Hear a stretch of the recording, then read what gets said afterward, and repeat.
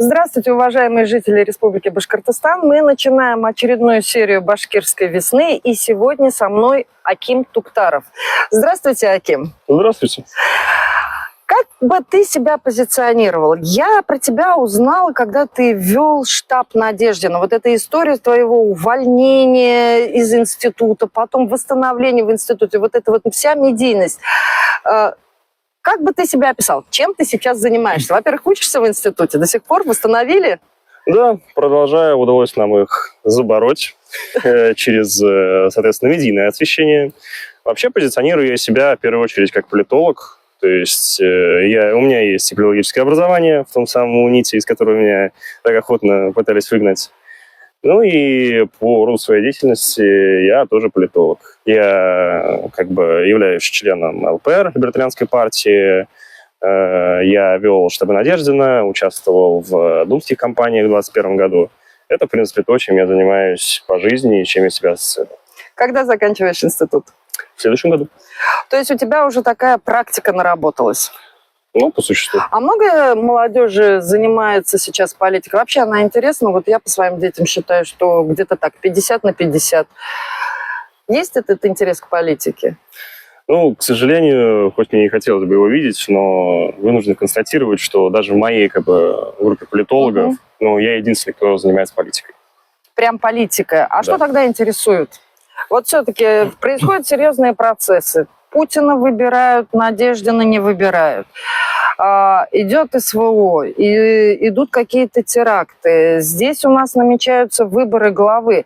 Вот как тебе кажется, студенчество, наверное, все-таки больше ассоциируешься с студенчеством, оно вообще как к этим процессам относится? Оно готово ли, скажем, поучаствовать? Или ей без разницы, кто будет руководить страной, республикой, неважно кем? Ну, как известно, российское общество очень атомизировано, в Башкортостане в том числе. Угу.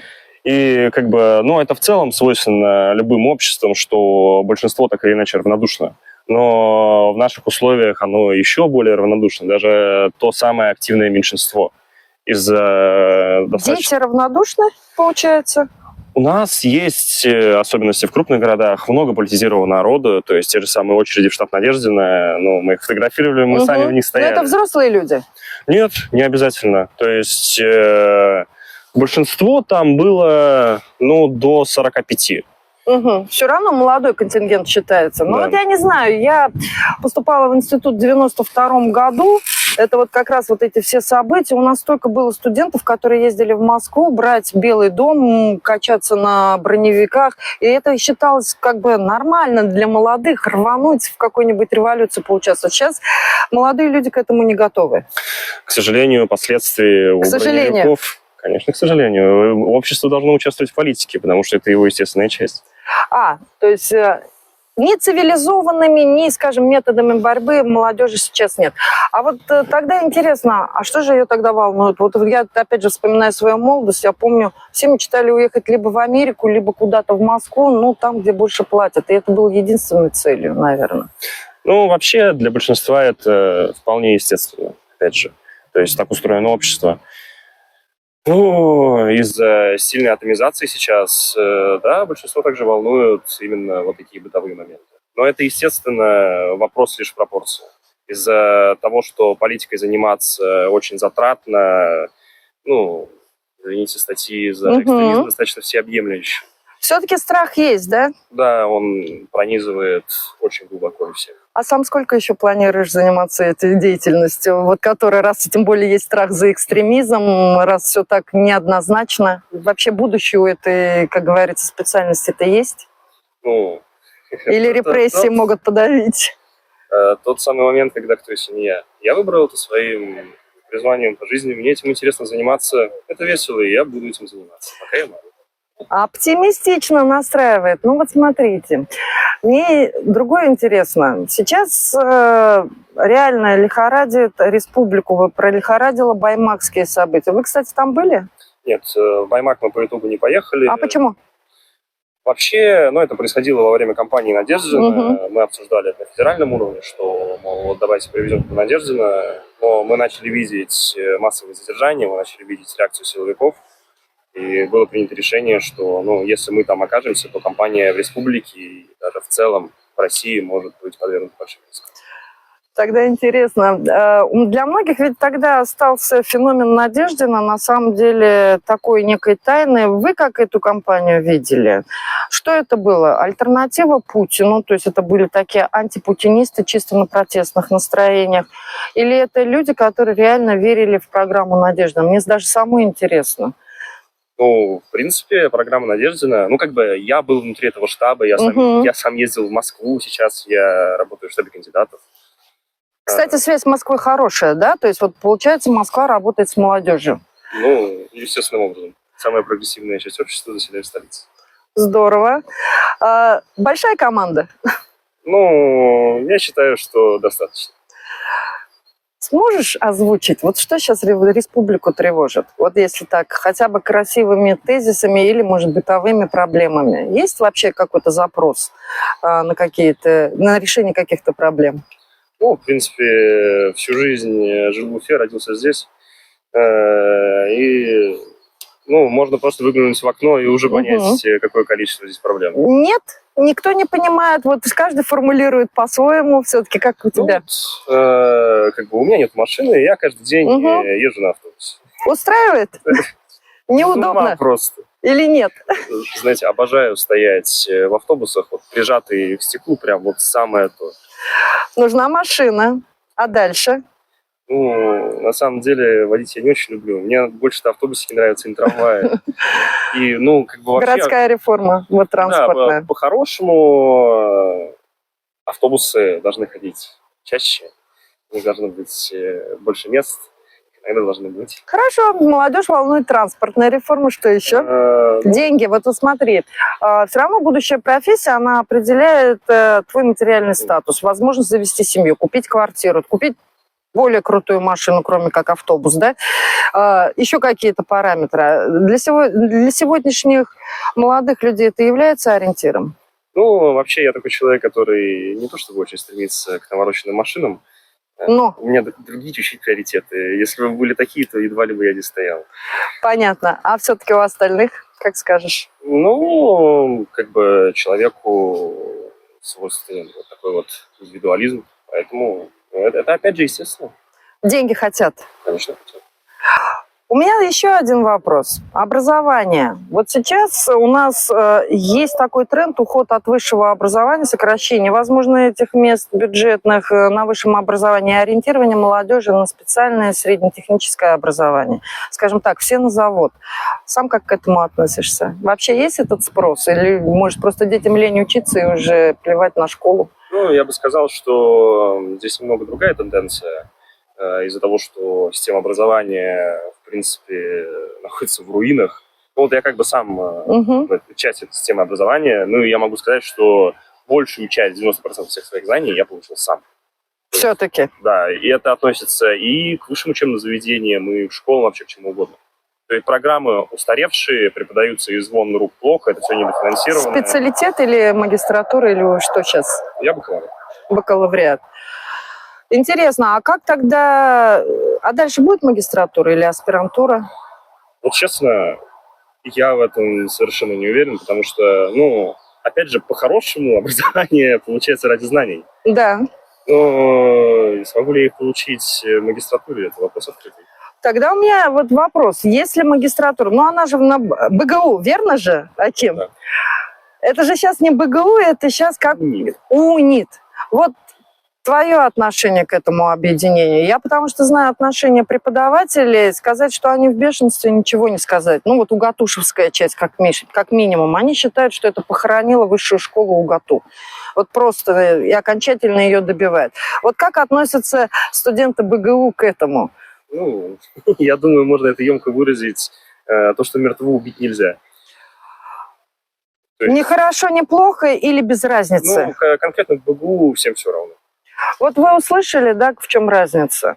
У БГУ есть свое отношение к этой специализации. У УГАТУ оно считает, что это убило их высшую школу. Вот и скажем так, дети, для меня все равно дети, молодежь, она вообще не понимает смысл в этом. А в кампусах, вот если жить придется? Ну, в текущих, надеюсь... Вас туда пускали? Я учусь на очно-заочном, так что я их особо-то и не видел. А для кого эти кампусы? Может, я не знаю, туда экскурсии водят или какие-то волшебные люди там? Это обычные российские иностранные общаги. То есть, Общага все-таки. Вот это Да. вот огромное голубое здание напротив арбитражного суда по-моему, бывшая Фрунзе улица Закива Лиди. вот те общаги, которые бункорпусские, они вот такие старые. Не знаю, может, других получше. Собственно, и общежития нет, и вузы мы уже убили. Вот я к чему хотела сказать. То есть опасения, что все-таки магистратуру потом будет негде заканчивать? Ну, я думаю, БГУ, в принципе, живет до момента, когда я... В ближайший год-два. Да, как-нибудь проковыляет. Но вопрос, опять же, в целесообразности. Насколько это надо. То есть, опять же, если теоретизировать, то, ну, я из бакалавриата могу пойти работать. Мне для этого магистратура не обязательно. То есть, по крупному счету, выбор вуза был обусловлен у тебя только выбором профессии политолог. Да. То, чем ты хотел заниматься. Есть ко мне вопросы, вот как к будущему кандидату? Потому что, Аким, мы сегодня с тобой встретились совсем не случайно. Может, сам озвучишь? Да, я бы задал вам несколько вопросов. Говори. Ну, в принципе, я думаю, можно начать с достаточно острой темы, которой сталкиваются многие политизированные люди в нашей республике. Это правоохранительные органы. Угу. Соответственно, давайте с вами поговорим о Министерстве внутренних дел, Давайте. отделениях полиции и том, как работают у нас полицейские, о некомплектованности их штата и рабочей культуре. Что бы ты хотел узнать об этом? Как вы могли бы изменить эту ситуацию?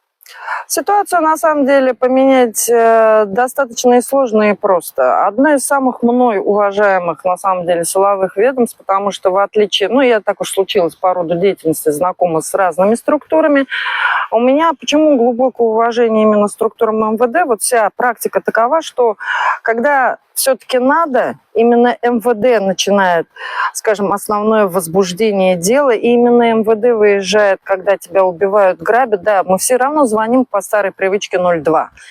Приезжают, не приезжают, вопрос второй, да, но вы больше никому не можете позвонить. Эту адовую работу ребят я видела изнутри. Она крайне неприятная. Мы все очень неприятные люди, особенно в стрессовых ситуациях. Они вынуждены нас понять это, скажем так, ситуацию с преступлением, расследовать его. Особенно, когда иногда бывает так, что отвлекают со всякими глупостями, когда реальная беда рядом. Вот это все есть. И давайте так, кто у нас идет в МВД? Укомплектация штатов.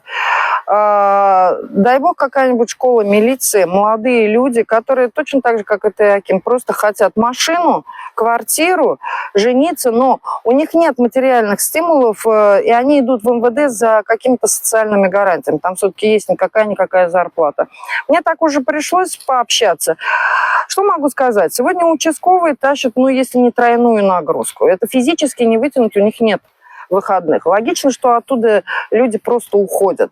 Я знаю другую часть, скажем так, МВДшников, которые знают, что в 37 лет они покинут службу, потому что пенсия. И многие, кстати, сидят на этой работе, иногда нелюбимой работе, потому что надо получить вот эту пенсию, скажем так, по выслуге МВД. И я, честно говоря, себе на работу брала в ГКУ вот этих людей, которые закончили работу, и как дети малые, они больше ни к чему не способны. Они имеют определенную специфическую профессиональную деформацию. Они не умеют больше ничего делать, и учиться они уже пойти не могут, потому что у них 5 детей. Вот у меня был такой Владимир Владимирович, да, 3 супруги, 5 детей, по-моему, 5 родился при нас. Как ему всех прокормить, я не знаю. Его пенсии, вроде очень хорошей пенсии, не хватало. При этом мне удалось посотрудничать и с руководством МВД, у ГКУ информационно-аналитический центр были прямые отношения с министерством, с министром внутренних дел и его замом, руководителем полиции Андрей Москвитин. Я очень тяжело отношусь к этому вопросу, то, что его посадили. Потому что я знаю, какую работу мы делали, сколько благодаря этому человеку было вскрыто преступлений, каких, скажем, и какую сложную именно работу выявления коррупционной направленности мы проводили. И я до сих пор считаю, что это дело несправедливое, и как оно было сделано, не имели права. Я тогда обращался к Колокольцеву и так далее, и так далее. Это к разговору о том, что эта работа имеет риски. И когда люди, честные менты, выполняют такую работу, они могут оказаться в такой ситуации, когда их, я все-таки считаю, необоснованно обвинили и даже посадили в тюрьму. Поэтому что сделать с МВД? Мы сотрудничали, надо создавать условия. Во-первых, разобраться все-таки, сколько нам их надо. Это все-таки отработка именно с федеральными структурами. Четко понять сферу разделения ответственности, то есть насколько они посильно могут нести эту ношу. У нас, давайте так, в республике есть возможности именно формирования добровольческих объединений, да, они не МВД, но все-таки по охране общественного правопорядка. Я думаю, вот этот момент разгрузить хотя бы, скажем так, оперов и участковых, это дало бы большой эффект именно в охране правопорядка, именно профилактике, скажем так, преступлений. А вот вторую плоскость, которую все забывают, которую мы тоже поднимали в БТСГКУ информационно-аналитический центр, зачем доводить до ситуации, когда преступление уже произошло? Оно никому не нужно. В принципе, большинство преступлений блокируется на стадии профилактики преступлений. Вот, кстати, у правоохранительных органов, коллеги, я хочу сказать, у вас вот этот сектор так и остался нерабочим, профилактикой нарушений, преступлений, фактически ни один орган сейчас не занимается. Да, тогда был информационно-аналитический центр в части экономических преступлений. Мы брали на себя вот такую работу, но теперь, я боюсь, этим никто не занимается. Хотя вот если бы по уму, я бы ее возродила, и хотя бы вот эти бестолковые экономические преступления убрала бы от наших силовиков, чтобы оставить им, в принципе, ту самую сложную мужскую работу, да, работу с этим так называемым бандитизмом, терроризмом, настоящим, а не выдуманным. А мы бы уже, республика, как финансисты, могли бы им помочь, скажем так, с частью решения вопросов по экономическим преступлениям. Вот такое у меня отношение. Не знаю, ответила или нет. Давайте с вами обсудим недавние законодательные инициативы нашего республиканского парламента. Это какая? Это связано с запрещенной в России организацией ЛГБТ. То, что наши законодатели решили, что если два человека состоят в браке, и один из них решил изменить пол, то брак должен быть принудительно расторгнут. Каково ваше отношение к таким новшествам? Ой, я боюсь всегда все, что касается темы семьи, отношений, частной жизни человека. Вот это всегда такой сложный вопрос, до какого периода, да, государство вмешивается в частную жизнь конкретного человека. У нас сейчас странный тренд, в принципе, это не важно даже в отношении чего. У нас жизнь каждого человека становится очень прозрачной, очень видимой. И это не есть хорошо. Я не сторонник ЛГБТ по одной маленькой причине. Я замужем, у меня 2 детей. Я, наверное, чисто физиологически не смогу понять, да, людей, которые предпочитают что-то другое, скажем так. Но есть для этого, скажем так, теологи, да, потому что есть отношения религии, есть свои локальные какие-то внутренние установки. Я хочу сказать, что если люди постучались в государство, да, скажем так, для урегулирования своих вопросов, я не знаю, своей идентификации, своей человеческой идентификации, половой даже идентификации, они должны быть готовы к тому, что и государство постучится к ним. Брак вещь такая, то есть есть же у нас понятие религиозный брак, да, у кого-то венчание, никак, там все четко, там вы с этим не пройдете. Есть понятие гражданской регистрации, все то, что у нас регулирует семейный кодекс. Я все-таки поборник закона. Если закон написан так, мужчина и женщина, здесь возникает, да, правовая коллизия. Рано или поздно государство придет за исполнением закона. И с этим надо, скажем так, мириться, иначе вы не живете в этом государстве. Есть вот этот нюанс. Готовы ли люди менять законы под себя, или мы все-таки придерживаемся некого большинства? Но здесь, Аким, скажу так. У нас была принята 2 года назад вот эта концепция, по-моему, год или 2 назад была концепция, скажем так, национального понимания, вот этого там идеологического понимания. Там есть принципы. Рабочие законы к ней созданы не были. Мне кажется, здесь люди не должны провоцировать ни государство должно провоцировать людей. Вот все-таки вот этот момент охраны все-таки территории частной жизни должен оставаться. Вопрос, если вы не стучитесь в государство, государство не должно лезть к вам. Вот это вот моя позиция, если вы не нарушаете закон. Аким,